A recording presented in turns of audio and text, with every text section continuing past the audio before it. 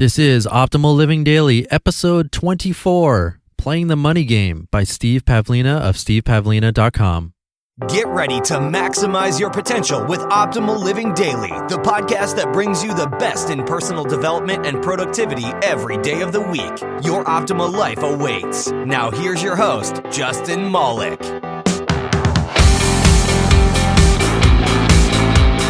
Welcome back to Optimal Living Daily, or if you're new here, welcome for the first time. It's great to have you here, and I'm very thankful that you're joining me and you're interested in optimizing your life.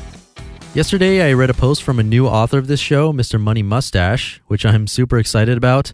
And today I thought I'd stick with the money theme because, let's face it, pretty much all of us want more money. Despite being interested in minimalism and reading posts from the minimalists, we could all use just a little more money to really be comfortable, right? If not, you're definitely doing something right, and maybe you should be an author on this show. Anyway, in keeping with the money theme, today I'm reading a post from Steve Pavlina of stevepavlina.com, and it's about his take on our attitudes towards money. It also has an analogy to a board game, which I love because I recently got back into board games. As a bit of a nerd, I always loved playing them as kids, but I kind of forgot about them as I got older, and I've rediscovered some. And actually found some new ones that are meant for adults and are a lot of fun. Some even cooperative, which is cool and new to me. So yeah, I like that analogy. But even if you don't like board games, I think this is a great post. And like yesterday, I'm going to experiment and not have a sponsor at the beginning, because if you enjoy the show, I figure you'll stay to the end anyway. And that's the time to mention myself as a sponsor. So with that, let's roll to see who goes first and start optimizing your life. Playing the Money Game by Steve Pavlina of stevepavlina.com. It's amazing how much time and energy people waste stressing over money, reacting to financial setbacks as if money is life itself. For my son Kyle's 5th birthday earlier this month, he received the board game Trouble as one of his gifts. The game involves mostly luck plus a small amount of skill, easily enough for a child to grasp. Our family has played this game together several times so far. We often play games together after dinner. Aaron plays the game fairly calmly, but my 8-year-old daughter Emily and I totally ham it up when we play, screaming for certain die rolls to come up, giving each other high fives after dealing the leader a setback, verbally strategizing as if we can control the odds and laughing uproariously. Kyle, however, takes the game far more seriously. When he's in the lead and one of his pieces gets knocked back to the starting position, common setback in the game, he may get so upset he can barely continue playing. Even when he wins a game, he's reticent to play again. We try to explain to him that it's just a game and mostly blind luck at that, but he hasn't yet reached the level of maturity where he can grasp that kind of abstraction. He gets so attached to his pieces that any kind of setback is seen as a personal blow. Interestingly, Kyle has actually won more games than Emily and I have, but he doesn't enjoy his victories as much as Emily and I enjoy our defeats. The game seems to be a fairly stressful experience for him. When he wins, his happiness is very brief, and he seems to dread it when we say let's play again. Now, he still seems to enjoy playing the game. We certainly don't force him to play, but his attachment makes it more stressful than fun for him. On the other hand, Emily and I have so much fun when we play that you never know if one of us was winning or losing. Every minor gain leads to outlandish celebration. You'd think we just won the lottery each time we captured a piece. Because we don't take the game personally, we enjoy it a lot more. Of course, this is a metaphor for how people relate to their finances. Many people play the game like Kyle plays Trouble, feeling stressed and worried because there's this underlying fear of loss. A significant financial setback is seen as a serious personal blow. Even financial victories can't be enjoyed much because the next setback could come at any time. Any uncertainties serve to increase the stress and worry, which leads to the desire to clench down really hard and try to control every known factor to avoid any potential risk. Another possible reaction is to check out from the game entirely and refuse to play, except as absolutely necessary, lamenting the great unfairness of it all. How would you react to a player who played Trouble like this? If it's a young child, no big deal, right? He'll outgrow that phase soon enough. But what about a grown adult who plays this way? What advice would you give such a person? How about, quote, chill out, dude, it's just a game, don't take it so seriously, unquote. What's the point of playing the game Trouble? Is it to win? No. The point is to enjoy the experience and have fun. What's the point of playing the money game? Is it to amass a fortune? Of course not. You're going to lose it all when you die anyway. The point is to enjoy the experience, have fun, and grow from it. The money game isn't your enemy, it's your teacher. Just as Kyle needs to learn not to take the game trouble so seriously, many people need to learn not to stress out over the money game.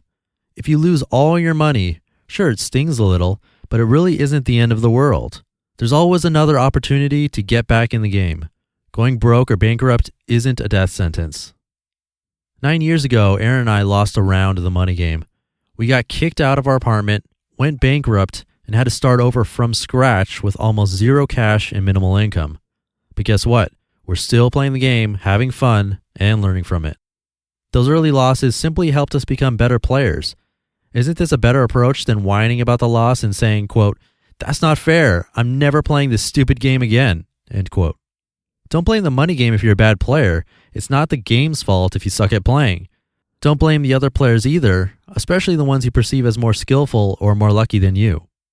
In terms of being able to win equally, the money game may not seem particularly fair. That's irrelevant though, because winning isn't the point. This isn't a game that can be won with any sense of finality anyway. However, in terms of the opportunity for growth, the money game is very fair. If you play full out, you will undoubtedly grow from it. It's much more fun to play the money game like Emily and I play Trouble. We keep ourselves in a fun, lighthearted state, so no matter what happens, we enjoy it.